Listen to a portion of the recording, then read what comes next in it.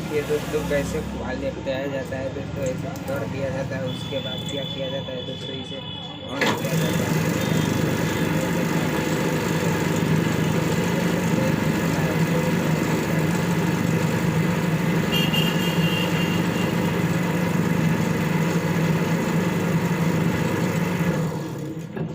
देखिए दोस्तों ये एक फिटिंग हो गया।